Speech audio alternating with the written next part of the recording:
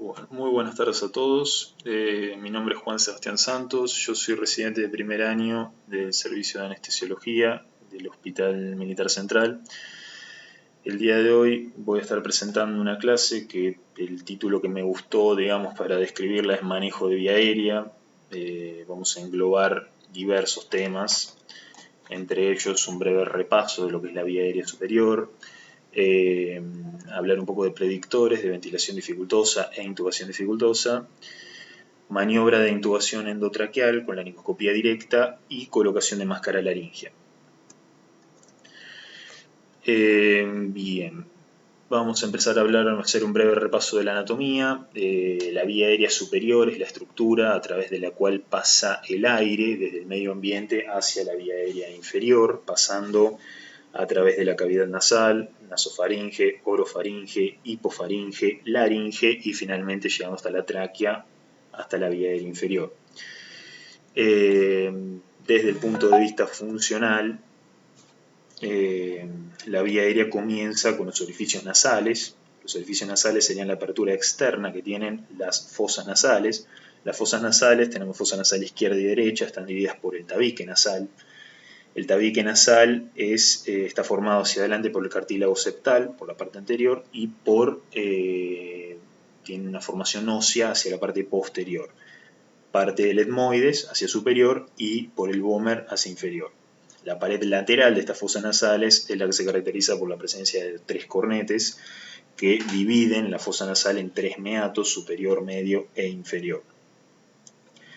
Desde el punto de vista funcional, el meato inferior es el que tiene relevancia, ya que es el que se utiliza para el pasaje de dispositivos cuando se quiere acceder a orofaringe, digamos, ya sea estemos hablando de intubaciones nasotraqueales o estemos hablando de pasaje de sondas nasogástricas.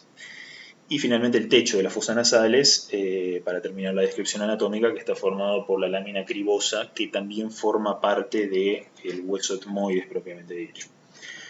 La boca es la que conduce a la orofaringe, está limitada en la parte inferior por la lengua, en la parte superior por el paladar duro y blando. El paladar duro es el paladar óseo, digamos, que está formado por el maxilar superior y el hueso palatino, constituyen los 2/3 anteriores del paladar, y el paladar blando o velo del paladar, que es un pliegue fibromuscular que está unido al paladar duro, que forma el tercio posterior. La lengua es una estructura muscular, está unido a diversas estructuras por la musculatura extrínseca. La de mayor interés que podríamos mencionar es el músculo geniogloso, porque es el músculo que une la lengua con la mandíbula, digamos. Entonces, cuando uno realiza una tracción de la mandíbula, está arrastrando la lengua también por esta unión que poseen. Una maniobra muy conocida en anestesiología es la tracción mandibular o la subluxación del ATM, de la articulación temporomandibular, que justamente lo que hace es arrastrar la mandíbula con la lengua propiamente dicha para desobstruir la vía aérea en pacientes que pierden tono muscular por la inducción con drogas anestésicas. Vamos a hablar un poquito de faringe. La faringe es un tubo muscular que se prolonga desde la base del cráneo hasta la altura del cartílago cricoides. La parte posterior de la faringe está formada por la aponeurosis orofaringea, que separa la faringe del espacio retrofaringeo, digamos. El paciente despierto, la musculatura faríngea ayuda a mantener la permeabilidad de la vía aérea, porque justamente una pérdida del tono muscular, como explicaba antes, es una de las principales causas de obstrucción de la vía aérea alta durante la anestesia. Por eso una elevación del mentón con cierre bucal aumenta la tensión longitudinal de los músculos faríngeos, contrarrestando esa tendencia a colapsarse. O sea, eso es lo que denominamos como elevación del mentón, haciendo una presión sobre reparos óseos a nivel mentoniano, que se complementa con la otra maniobra que comentaba previamente, que era subluxación mandibular. Todo esto permite justamente esta elongación de estructuras que pierden su tono muscular para desobstruir la vía aérea alta. Bueno, como se describe acá, a grandes rasgos la faringe podemos dividirla en nasofaringe, orofaringe e hipofaringe. La nasofaringe termina a nivel del velo del paladar, que era lo que mencionábamos previamente. La orofaringe comienza con el velo del paladar, se extiende hasta la parte inferior a la altura de la epiglotis.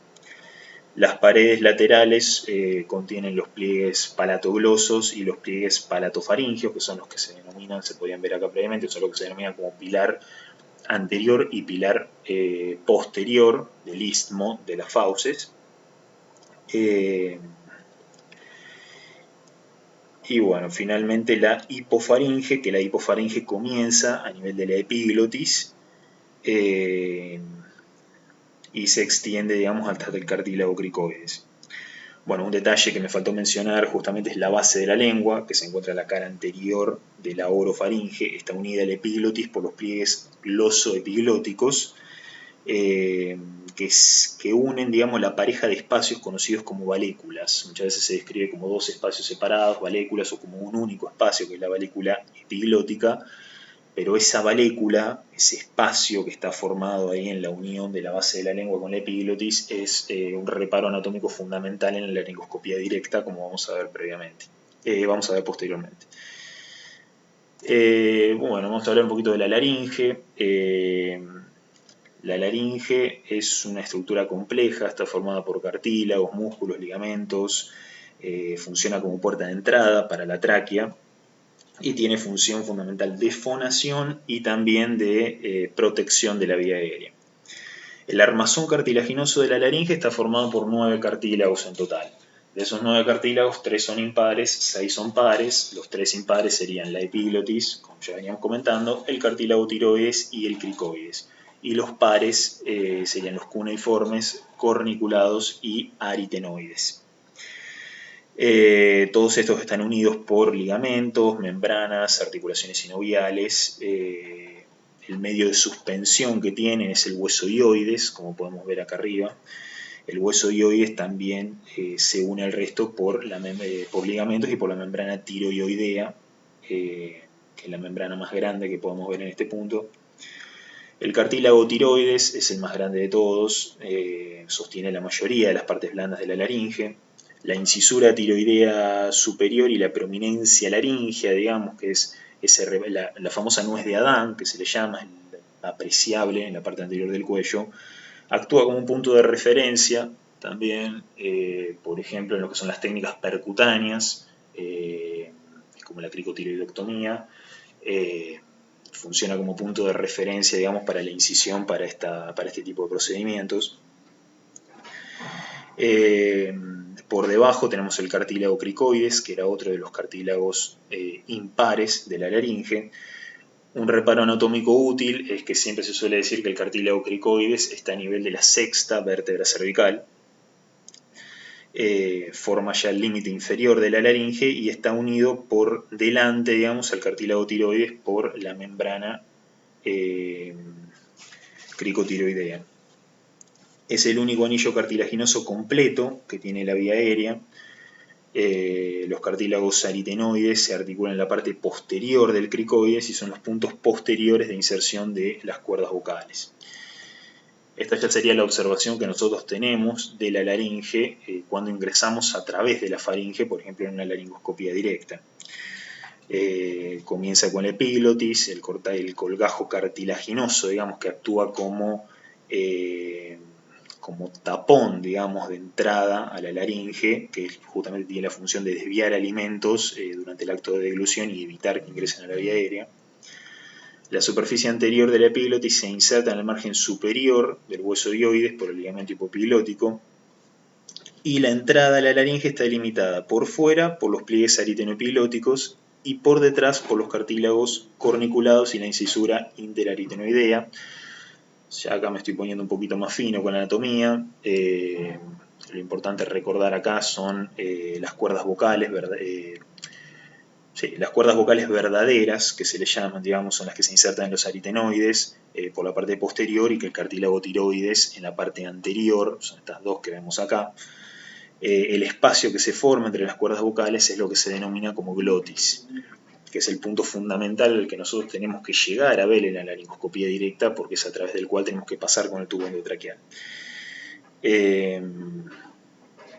Por encima, digamos, de la glotis tenemos el espacio que se denomina como vestíbulo, y por debajo de la glotis otro espacio que se denomina espacio subglótico, que es a través del cual tenemos que progresar posteriormente el tubo endotraqueal. Bueno, finalmente la tráquea, comienza a la altura del cartílago cricoides, se prolonga hasta la carina. La carina, típicamente, o anatómicamente mejor dicho, es la que se encuentra a nivel de la quinta vértebra dorsal. O sea, como decíamos antes, cartílago cricoides, típicamente a nivel de sexta vértebra cervical. Carina a nivel de quinta vértebra dorsal. Tiene una longitud de 10 a 15 centímetros en el adulto, consta de entre 16 y 20 anillos cartilaginosos. Yo antes dije el cartílago cricoides es el único cartílago de la vía aérea que tiene una forma de anillo completo, porque el resto de los anillos traqueales no forman anillos completos, sino que forman anillos en forma de C, que están unidos hacia atrás, o sea, no cierran hacia atrás, sino que están unidos por tejido fibroelástico al músculo traqueal que forma la pared posterior de la tráquea. La carina justamente es la bifurcación o el punto en el cual la tráquea se divide en ambos bronquiofuentes, los bronquios principales, bronquio derecho y bronquio izquierdo. Se puede apreciar que en esta bifurcación que existe entre los bronquios, el bronquio principal derecho se ramifica en un ángulo más vertical, digamos, un poco más pronunciado que el bronquio principal izquierdo. Eso da lugar a a una mayor probabilidad que cuando ingresan cuerpos extraños a través de la vía aérea superior tenga más tendencia a caer hacia el bronquio principal derecho que hacia el bronquio principal izquierdo. Lo mismo sucede en una intubación endotraqueal. Uno cuando hace una intubación siempre, esto lo vamos a ver más adelante, tiene que terminar, el tubo tiene que quedar por encima de la carina, pero si uno se sobrepasa ese nivel siempre tiene más tendencia a que el tubo se desvíe hacia el bronquio derecho y estemos ventilando únicamente pulmón derecho en lugar de ventilar ambos pulmones. Bien.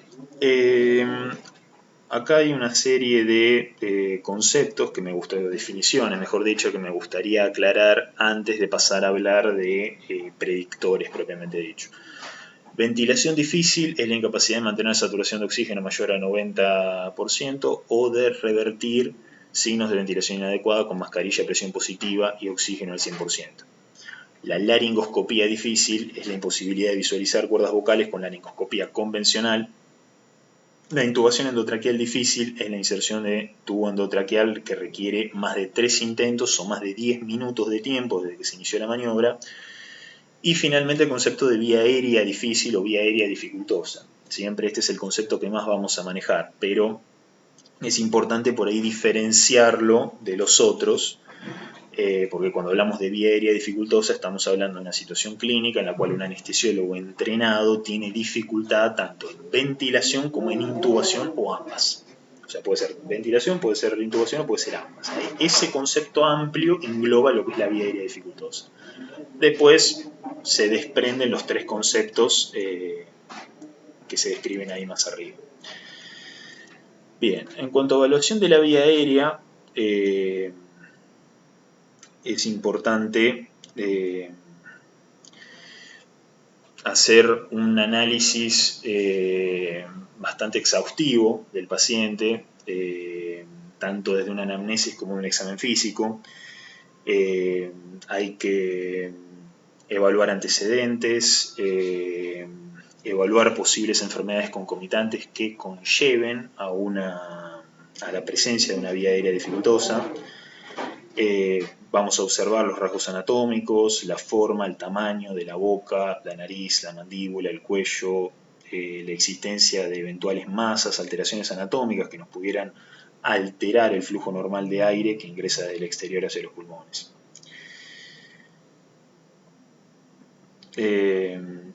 Este cuadro que se ve acá, el checklist phase, es una herramienta útil, a mí me pareció útil porque describen cada una de las letras que forman la palabra face, uno puede tener en cuenta qué detalles ir teniendo en cuenta del paciente para no olvidarse nada.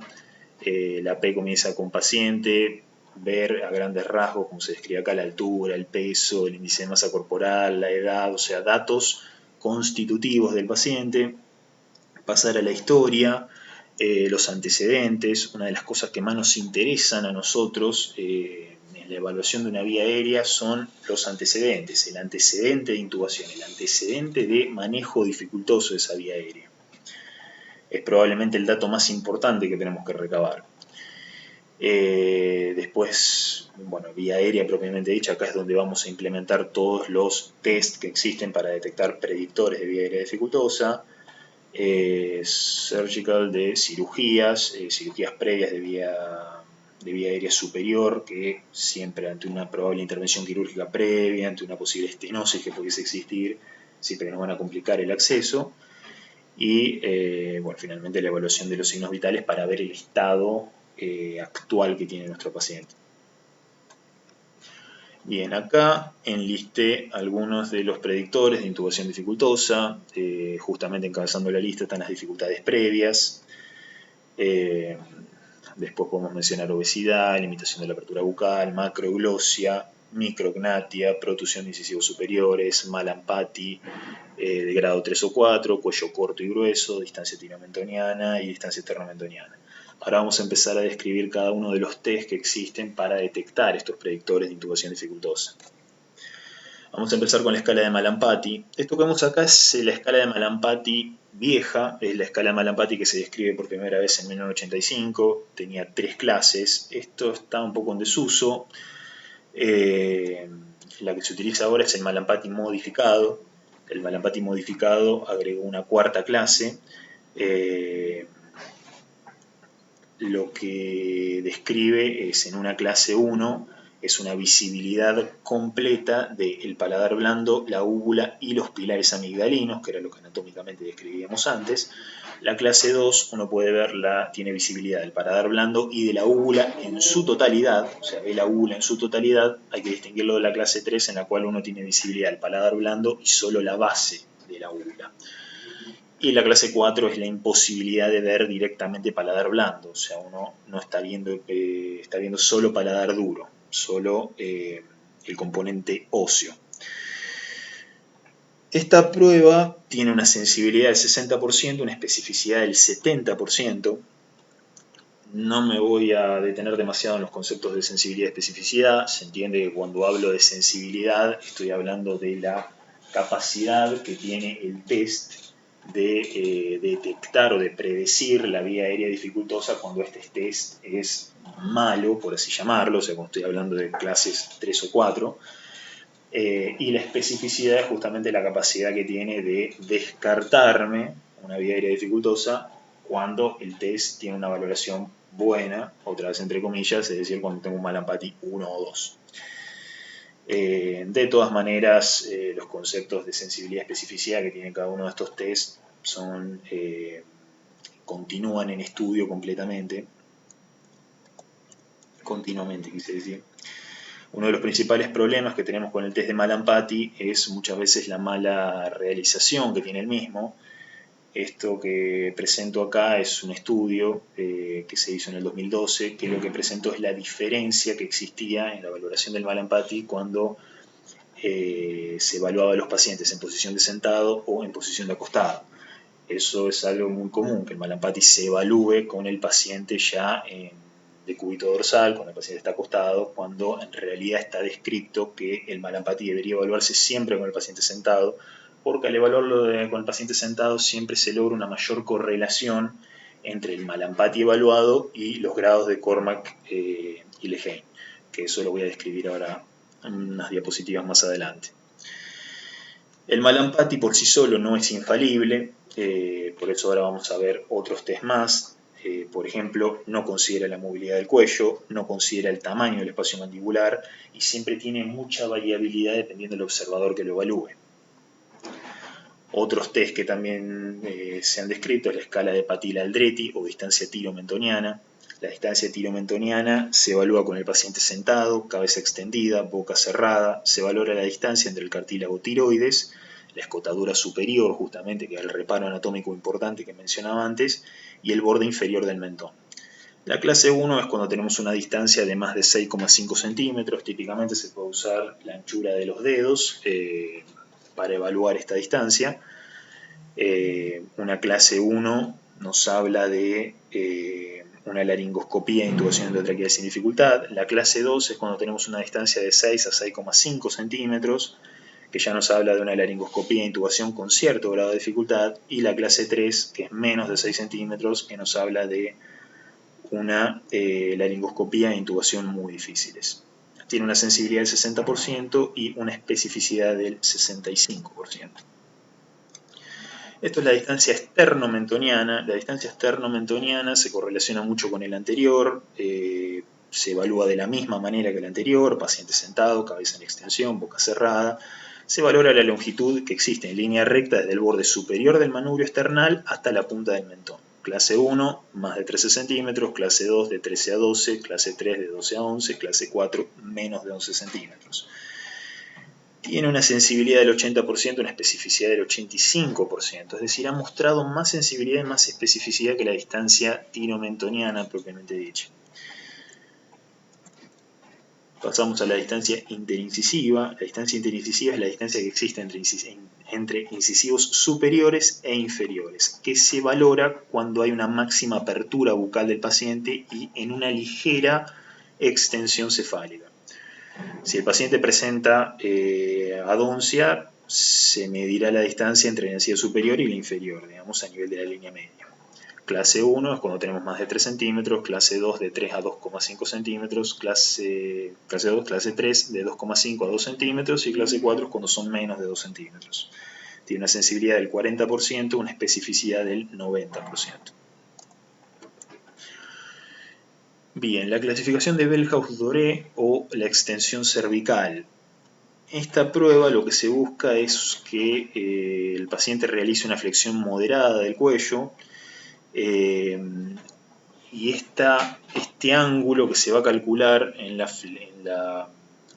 extensión cervical es la movilidad que existe de la articulación atlanto-occipital. Al extenderse, digamos, que de esa manera alinea los ejes orales, faringeo y laringeo en posición de olfateo, que la posición de olfateo ya la vamos a ver más adelante. Una persona normal debería tener una extensión de la articulación atlanto-occipital de hasta 35 grados. Si existe un grado de reducción, ya hablamos, a grado 1 sería cuando no hay límites para extender, llegaríamos a esos 35 grados normales.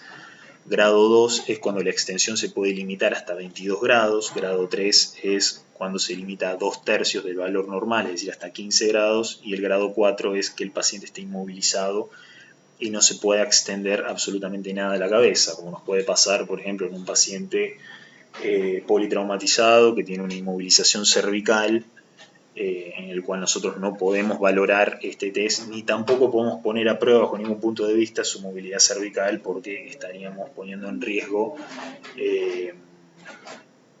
justamente la estabilidad que existe de las vértebras cervicales al desconocer si no hubo una lesión de las mismas. La protusión mandibular. Bueno, la protusión mandibular valora la capacidad, digamos, de deslizar la mandíbula por delante del maxilar superior.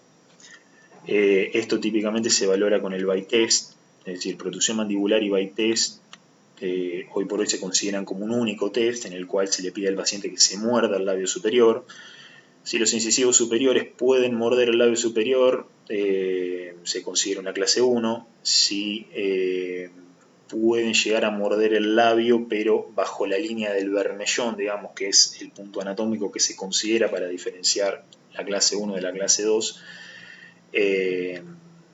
se considera clase 2, digamos, y clase 3 es cuando los incisivos inferiores no pueden llegar siquiera a morder el labio superior. Tiene una sensibilidad del 30%, pero una especificidad del 85%. O sea, este test te permite detectar a la gente retrognática, que es la retrognatia en sí, es un predictor de intubación dificultosa muy importante. Y finalmente hablamos de los grados de Cormack y Lehane. Grado de Cormack, esto no se puede valorar semiológicamente en el paciente. Esto es algo que vamos a ver a través de la laringoscopía directa. En el grado 1 nosotros vamos a ver el anillo glótico en su totalidad, como la imagen que veíamos hoy anteriormente cuando describíamos la anatomía. El grado 2 vamos a ver la comisura o la mitad posterior del anillo glótico, es decir, no vemos el anillo glótico en su totalidad, sino lo vemos solapado. El grado 3 vamos a observar la epiglotis, pero sin llegar a observar el orificio glótico propiamente dicho. Y el grado 4 es la imposibilidad de ver ni siquiera la epiglotis. Acá lo que hice fue mencionar algunas de las escalas, digamos, que permiten la evaluación de la vía aérea, la escala de intubación difícil de Adnet, por ejemplo, que tiene en cuenta, digamos, el número de intentos, el número de operadores, técnicas alternativas, tiene en cuenta el Cormack, otra es la escala de Wilson, el índice de riesgo de dificultad de intubación del Ganzuri, que también tiene en cuenta algunos predictores, la intubación variable de Arnés, son todas herramientas que se han formulado para incluir distintos test o distintas maniobras semiológicas que nos permitan detectar la vía aérea dificultosa. El más estudiado, el más recientemente estudiado, mejor dicho, y que ha sabido correlacionar, digamos, con lo que se detecta finalmente en la laringoscopía directa, con el Cormack. Es decir, ¿qué es lo que nosotros buscamos al evaluar predictores de vía aérea dificultosa? Que nos permitan aclarar un panorama de con qué Cormack me voy a encontrar yo cuando vaya a hacer la laringoscopía directa. El índice predictivo de intubación difícil lo que hace es utilizar 5 de los predictores que yo mencioné anteriormente. El Mallampati modificado, la distancia tiromentoniana, la distancia externomentoniana, la distancia interincisiva, es decir, la apertura bucal, y la protusión mandibular.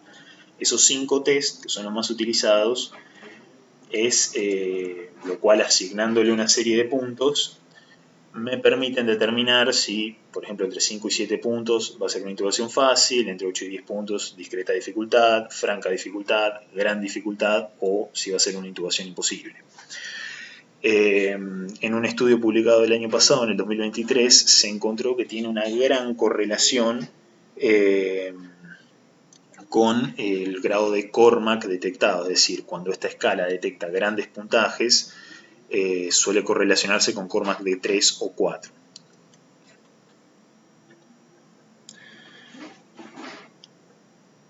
Bien. Después, bueno, cabe mencionar que de estos predictores de vía aérea dificultosa, siempre los grados 3 y 4 de Mallampati y la extensión limitada del cuello son los que han mostrado más elevada especificidad en la predicción de esta intubación difícil. Pero ninguno de ellos es infalible por separado. Es por eso que herramientas como el índice predictivo de intubación difícil son fundamentales para integrar varios de estos test y de esa manera tener mayor sensibilidad y especificidad a la hora de evaluar la vía aérea del paciente. Una mención especial que voy a hacer acá es la circunferencia del cuello. La circunferencia del cuello yo lo mencioné como uno de los predictores de intubación dificultosa en las diapositivas anteriores, en cuellos cortos y gruesos. Todavía no hay un parámetro muy establecido en cuanto a qué circunferencia cervical estamos hablando para detectar una vía aérea dificultosa, pero en líneas generales, cuando estamos frente a pacientes obesos, siempre uno puede adelantarse a que esa va a ser una vía aérea dificultosa. Cuando la circunferencia cervical ya supera los 40 centímetros, estamos hablando de que va a ser una laringoscopía probablemente dificultosa.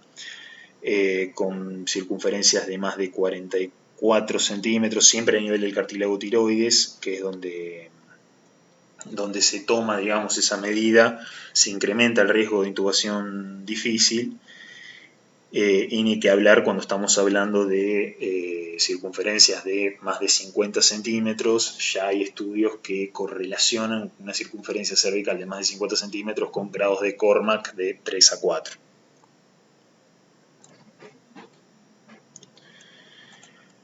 Bien. La vía aérea es el factor siempre más importante, digamos, de la morbimortalidad en anestesia. O sea, es deber de todo aquel que maneje la vía aérea siempre estar preparado, tener las habilidades y anticiparse en el manejo de la vía aérea difícil. Todas las guías de manejo de vía aérea insisten en la necesidad de realizar esa valoración anticipada de la misma, hacer una revisión de la historia, de los factores anatómicos que siempre facilitan la elección del plan adecuado de la vía aérea, la búsqueda de ayuda, del equipo adecuado, siempre adelantarse a las posibles dificultades que uno va a tener en el manejo de la misma. Siempre como dije antes, la combinación de varios test aumenta la capacidad de predicción.